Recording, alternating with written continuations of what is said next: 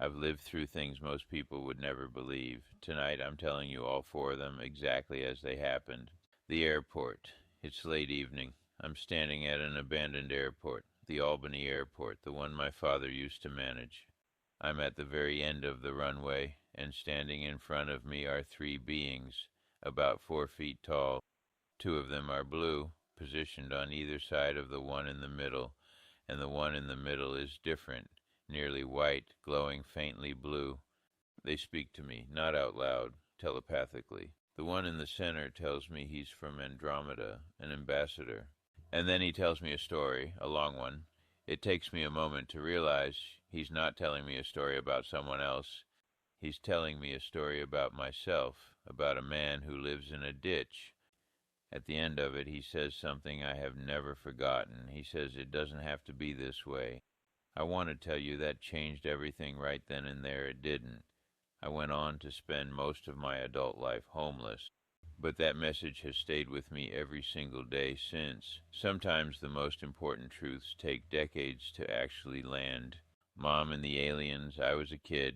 One night a great light came over our house. I remember it clearly, right outside my bedroom window, bright enough that I couldn't ignore it. The next morning, my mother gathered all of us together. She told us someone came and visited us last night. Someone was taken. And then she looked directly at me. After that night, I had nosebleeds every day for about 2 weeks. And then they just stopped. That's all I remember about the incident itself. But I've always believed something happened to me that night that I wasn't meant to fully remember. The ship that saved me, this one still gives me chills. I nearly collapsed crossing a field. I barely made it back to my bed and managed to lay down on my back. This happened the same day a dentist had poisoned me. I was in real trouble. And then a UFO came over my house. I believe it was a Saurian medical ship. It hit me with this great light, and I felt myself lifted off the bed twice, and when it was over, the poison was gone from my body completely. I don't have another explanation for it. Incredible doesn't even cover it. The Gualala incident, this last one is the deepest of the four, July 25th, 1990. I was a mile up the Gualala River on the north-central California coast, tending a friend's garden. Nobody drove that road. There were only 3 buildings up there, and in the summer, all of them sat empty. But something else was up there, too. The Navy had built a 9-story radar tower on a high hill right above that garden, pointed straight out over the ocean.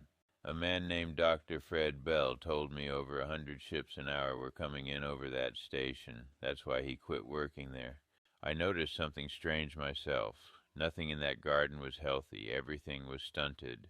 And around that same time, I fell into a serious depression. I want to pause here because what happened next matters. I was in real pain.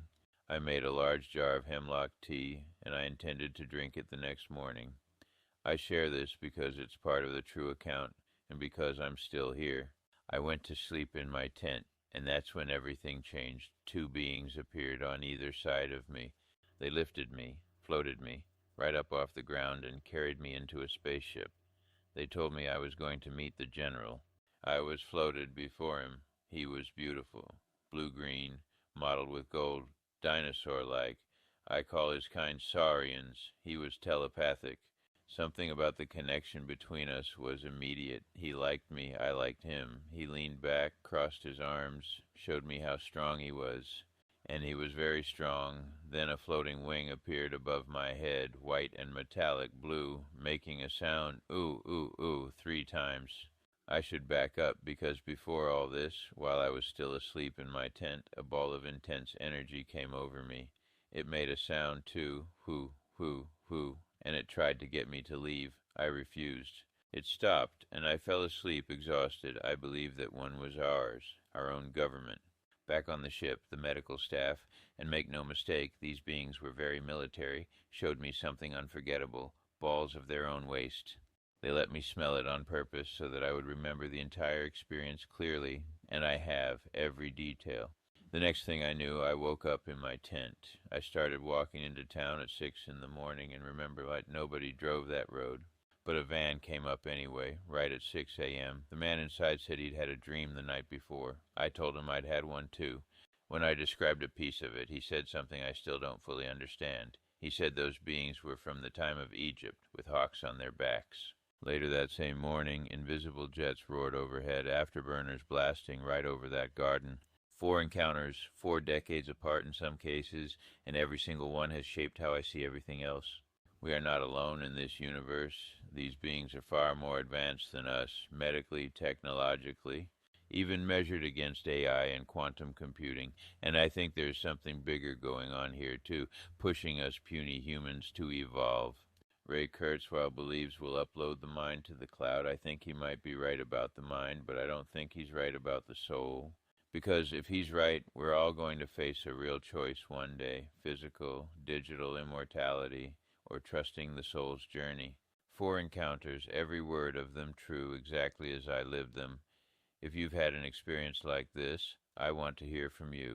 Now I want to go deeper into how you can find this same peace. It starts with the brain song, a simple 12-minute daily routine.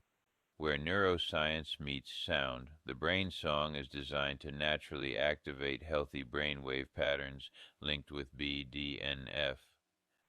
BDNF, brain-derived neurotrophic factor, is known by neuroscientists as a fertilizer for the brain. It supports learning and focus. The audio patterns gently guide your brain toward gamma frequencies, which research suggests may play a role in encouraging BDNF activity. This daily 12-minute listening experience allows you to access altered states of consciousness. It's a safe, easy way to guide your mind. These states aren't just for mystics. They are for anyone looking for a sharper, healthier mind, a place where the internal noise finally has somewhere to go. Imagine a clearer state of being. Join thousands of creators who use this to support their overall brain wellness. Give your mind the care it deserves. I'm building a record of these true stories, one testimony at a time. Watch the skies and never stop asking questions.